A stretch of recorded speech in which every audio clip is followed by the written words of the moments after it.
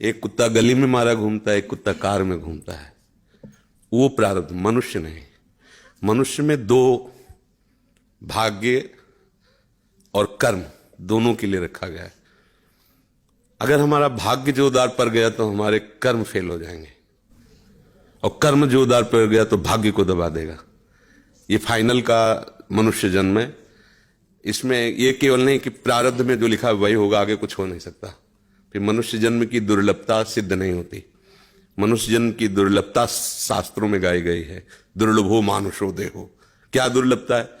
अब हमारे प्रारब्ध में लिखा है दुख ही भोगना है, लेकिन आपने निश्चय किया सत्संग सुन करके कि सर्व सामर्थ्यशाली भगवान और भगवान का नाम सब कुछ कर सकता है। अब सब कुछ बदल जाएगा, आपका प्रारब्ध बदल जाएगा, सब बदल जाएगा। जैसे मार्कंडे नाम के एक ऋषि थे, तो उनके पिताजी बहुत बड़े ज्योतिषाचार्य ब्रह्म ऋषि थे। तो जे ही वो पैदा हुए तो कुंडली बनाई, तो उसमें लिखा था 5 वर्ष की आयु। बड़े चिंतित हुए, क्योंकि बड़ी तपस्या के बाद ऐसा पुत्र हुआ और 5 वर्ष जिएगा। प्रारब्ध 5 वर्ष का था। तो उनका मनुष्य जन्म केवल प्रारब्ध के अधीन नहीं है, उपाय के भी अधीन है। कर्म का मतलब उपाय भी करें हम उसका। तो उन्होंने विचार किया कि इस प्रारब्ध को केवल भगवान या भगवान का कोई प्रेमी महात्मा ही बदल सकता है, दूसरा कोई नहीं। तो जैसे जैसे वो सयाने होते गए, एक एक दिन वो नोट करते हुए पिता है, जब वो थोड़ा सा 3-4 के बीच की अवस्था है, तो उनका बेटा मेरी एक बात माना करो, ये गंगा के किनारे जितने भी कोई ऋषि महात्मा संत दिखा, सबको साष्टांग प्रणाम करो। अब वो बालक थे, अब संतों को प्रणाम करने की उन्होंने, क्योंकि जानते थे कि संतों की कृपा दृष्टि पड़ जाए तो प्रारब्ध का नाश हो सकता है। अब गुप्त रूप से सनक सनंदन सनातन सनत कुमार भी विचरण ही करते रहते, तो मार्कंडी जी सबको प्रणाम करते थे। तो सब करुणा भरी, भगवान तुम पर दया करें। बच्चा जैसे कोई आप सब प्रणाम करो तो उतना हृदय नहीं, लेकिन अगर छोटा बच्चा तो एकदम उसकी तरफ दृष्टि जाएगी, राधा राधा राधा राधा। एक छोटा बच्चा है, प्रणाम कर रहा है 3-3.5 वर्ष का, तो वो सब संत। और वो चुपचाप बैठ करके देखा करते थे उनके पिता कि किसी ऐसे महापुरुष का आगमन हो जो सृष्टि पर शासन करने की सामर्थ्य रखता हो, तभी प्रारब्ध बदल सकता है।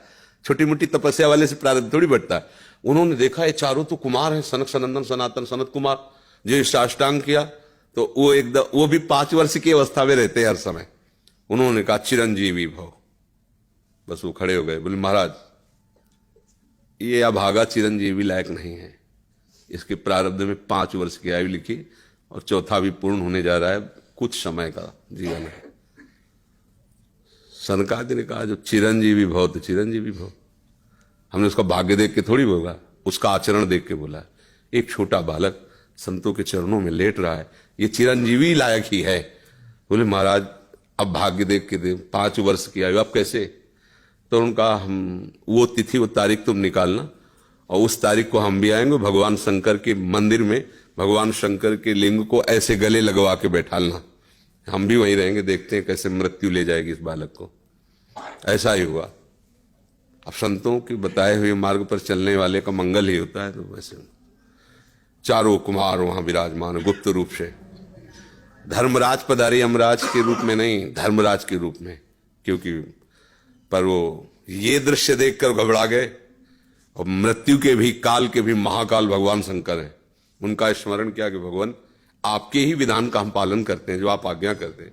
5 वर्ष की आयु है, वो आयु आज खत्म होने जा रही है, समय पूरा हो गया, पर मेरी ताकत नहीं कि आपसे छीन कर मैं ले जाऊं आपको गले लगाए हुए ऐसे। तो प्रभु आप प्रकट होइए और बताइए कि हम आपके कानून का आप कैसे पालन करें।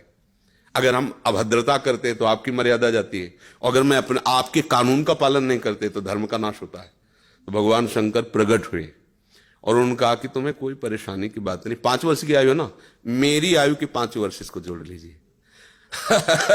भगवान ने कहा मेरे हिसाब से। भगवान को जानते, जब यहां का पूरी सृष्टि का विनाश होता है ना, तो इतना होता है, निमेष निमेष इतने, जैसे भागवत में आता है ब्रह्मलोक में एक कमल की पंखुड़ी ऐसे छेदी गई तो मृत्युलोक का 1 वर्ष, और वहां का इतना समय। तो भगवान का निमेष और ब्रह्मा की पूरी की आयु व्यतीत हो गई। आज भी अविनाशी हैं मार्कंडे ऋषि, आज भी विराजमान है। क्या हुआ? क्रियमाण ने जोर कर दिया, प्रारब्ध का नाश हो गया। जो प्रारब्ध 5 वर्ष का था वो अविनाशी हो गया, वो अमोघ हो गया। तो हम केवल पशुवत प्रारब्ध भोगने नहीं आए हैं, हम नए प्रारब्ध की रचना भी करने आए हैं। अब वो जो आध्यात्मिक शक्ति से युक्त नहीं है, केवल वो लौकिक बल से चाहेगा तो प्रारब्ध मिटिया मेट कर देगा, और आध्यात्मिक शक्ति प्रारब्ध को मिटिया मेट कर देगा। ये रहस्य है। जो भगवान का आश्रय लेकर भावी मेट सके त्रिपुरारी, भगवान का आश्रय ले लो तो जो कुअंक भाल के हैं वो मिट जाएंगे। हमारा प्रारब्ध इतना जोर, जैसे प्रारब्ध है किडनी फेल, ये पूर्व प्रारब्ध है। मां के गर्भ से इस रोग की रचना हुई, जान तो पाए 35 वर्ष की अवस्था में, 20 वर्ष बाबा जी बनने के बाद। अब मांगते खाते अपने भजन मार्ग में चलते रहे, अब किडनी खराब हो गई। आप क्या, ये तो सब रुपए का खेल इसमें, ये तो इसमें धन चाहिए, हमारे पास कुछ नहीं है। अब हम जिनके आश्रित थे उन्होंने खेल बदला, ये सब व्यवस्था कर दी। ये हमारे प्रारब्ध में नहीं था, प्रारब्ध में तो दुर्गति थी, दोनों किडनी फेल है, लेकिन आश्रय जिनका लिए उन्होंने चैप्टर बदल दिया। अब देखो किडनी खराब, 2 बजे से दिनचर्या चल रही, 2 बजे रात से। ये किडनी वाले पेशेंट की दिनचर्या होती है क्या 2 बजे रात से? तो ये है इनके चरणों का बल, और ये हमारा बल। हमारे बुरे कर्मों का फल हमको मिल रहा है, और उनके आश्रित हैं, तो ऐसे हमारा जीवन कट रहा है, ऐसे गोद में लिए काट रहे हैं। तो हम केवल प्रारब्ध के ही अधीन नहीं, हम कोई पशु नहीं है, मनुष्य जन्म में मिला है। हम नया कर्म करें ऐसा कि हमारे प्रारब्ध, बुरे प्रारब्ध का नाश हो जाए। हम ऐसे भगवान का आश्रय लेकर भजन करें कि हमारा, अच्छा भगवान सब कुछ है। जैसे आपको धन चाहिए तो लक्ष्मीपति है, यश चाहिए तो पुण्य श्लोक है, उन्हीं की कीर्ति से समस्त शास्त्र भरे हुए। जो चाहिए, रूपवान, गुणवान, धनवान, वैभवान, वो सबके समुद्र हैं, उनका आश्रय ले लो, सब कुछ हो जाएगा। अब अगर केवल धन पर लक्ष्य रखोगे, वो भगवान का आश्रय नहीं लिया, तो बुरे कर्मों से भी तुम नहीं बच पाओगे। अब उपाय करना चाहिए कि हमारे नए कर्म ऐसे बलवान होने चाहिए कि जो बुराइयां हमसे पीछे हुई वो हमें परास्त न कर पाए।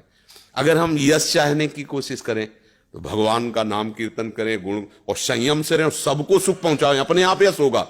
और अपने यश के लिए हम दंभ पाखंड करें तो बाद में ऐसी कालिक पोतेगी कि ना लोक के रह जाओगे ना परलोक के रह जाओगे। तो हमें यश चाहिए, धन चाहिए, सुख चाहिए, तो एकमात्र भगवान का सहारा लेकर हम भागवतिक आध्यात्मिक कर्म ऐसे करें जिससे सबका मंगल हो जाए, सबको सुख प्राप्त हो जाए। जैसे हमें अच्छा भोजन चाहिए तो दूसरे की थाली से छीने नहीं, अपनी थाली का दूसरे को पवा दे। अब तुम्हारे लिए जो व्यवस्था होगी बड़ी हाई क्लास की होगी, क्योंकि वो सरकारी होगी। वो देख रहा है ना, तुम दूसरों के लिए अपने सुख का त्याग कर रहे हो, तो तुम्हें कभी दुखी देख ही नहीं सकता। दुख उसको मिलता है जो अपने सुख के लिए दूसरों को दुख देता है, दूसरे के सुख का नाश करता है, फिर मालिक उसके सुख का नाश कर देता है। और ये सबको बात लगभग पता है कि किसी को भी दुख देने से तुम्हें सुख नहीं मिल सकता, पर कोई चूकता नहीं अवसर आने पर दूसरे के दुख को दे करके, और वो सुख भोगना चाहता है, इसलिए वो दुखी रहता है। अगर चतुरता आ जाए, विवेक आ जाए, और विवेक पूर्वक को अपने कर्म को संभाल ले, तो बुरा प्रारब्ध भी टल जाएगा, मंगल ही मंगल, आनंद ही आनंद रहेगा। ये भगवान का आश्रय ले।